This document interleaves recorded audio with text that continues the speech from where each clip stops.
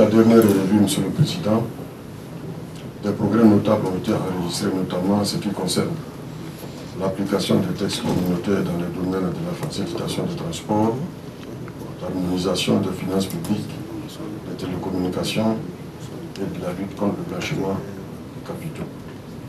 La revue en Côte d'Ivoire a connu une bonne implication de tous les acteurs grâce à votre engagement personnel matérialisé par les rencontres préparatoires tenues entre les experts sectoriels des différents ministères avec ceux du ministre chargé des Finances et en présence de notre représentant résident en Côte d'Ivoire pour faire le point des recommandations de la revue annuelle au titre de l'année 2017.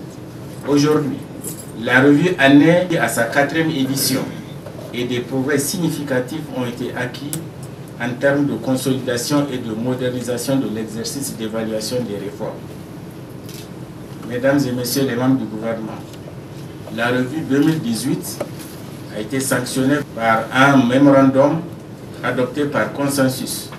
Mais d'ores et déjà, je puis vous annoncer qu'à l'issue de l'évaluation, la Côte d'Ivoire affiche un taux satisfaisant des mises en œuvre des réformes qui passe de 105% à 109%, soit un gain de 4 points entre 2017 et 2018.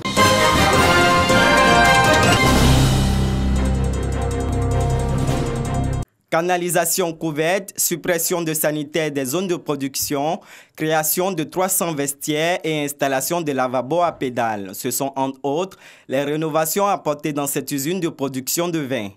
Du laboratoire aux zones de stockage, en passant par l'atelier de conditionnement du vin, 14 manquements observés il y a 3 semaines par les services du ministère du Commerce, de l'Industrie et de la Promotion des PME ont été corrigés à court terme. 8 autres observations restent cependant à réaliser sur le moyen et le long terme, notamment la conformité des locaux à l'architecture d'une entreprise agroalimentaire.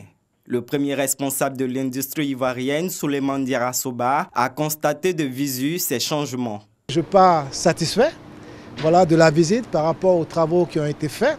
Et je tiens en tout cas à encourager les dirigeants à maintenir le cap. Et nous avons fait 3 analyses contradictoires par 2 laboratoires publics, le Laboratoire national de santé publique, le LANEMA, et également par un laboratoire privé. Je peux vous affirmer et vous rassurer que ces analyses ont clairement indiqué qu'il n'y avait aucun risque sanitaire lié à la consommation de ces produits.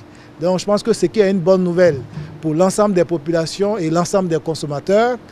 Incessamment, en tout cas, je pense que les populations auront, je l'espère, la bonne nouvelle pour que les activités puissent commencer. Des conditions de travail améliorées qui satisfont les employés. L'environnement de travail s'est nettement amélioré. Il y a quand même aussi une prise de conscience au niveau de la part du personnel, à savoir ne plus entrer à l'usine avec de la nourriture. Donc il y a eu quand même aussi au niveau du personnel une petite formation qui s'est faite aussi pour que ce bel environnement qu'on nous a offert vraiment soit maintenu toujours dans cet état, dans son état vraiment de propriété pour le bonheur des employés, des consommateurs et de la direction. Les consommateurs également se félicitent de la réactivité du gouvernement et de l'industriel.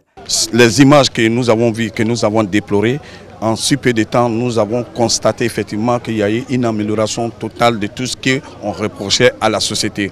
Vous savez, notre objectif n'est pas de menacer les emplois, mais notre seul objectif, c'est que le consommateur consomme soit quelque chose de propre. En attendant la levée des mesures conservatoires, une convention a été signée entre l'industriel et Côte d'Ivoire Normalisation Codinom pour le respect de la conformité aux normes de tous les produits.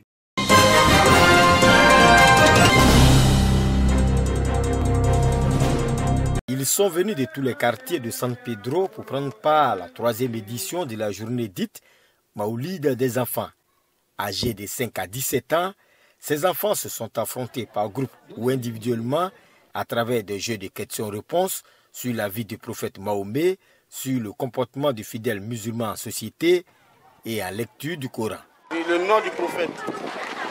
Le prophète s'appelle Mohammed sallallahu alayhi wa sallam. Coran Sourate 5, verset. Au moment du décès de son grand-père, le prophète Mohammed sallallahu alayhi wa wa sallam avait 8 ans. Les parents venus nombreux ont encouragé les enfants à poursuivre sur cette lancée. Des innovations ont été apportées au cours de cette édition.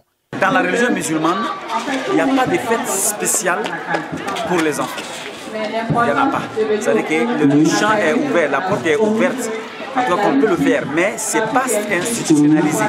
Donc nous voulons institutionnaliser cette manifestation. Plusieurs lots ont été remis aux meilleurs enfants.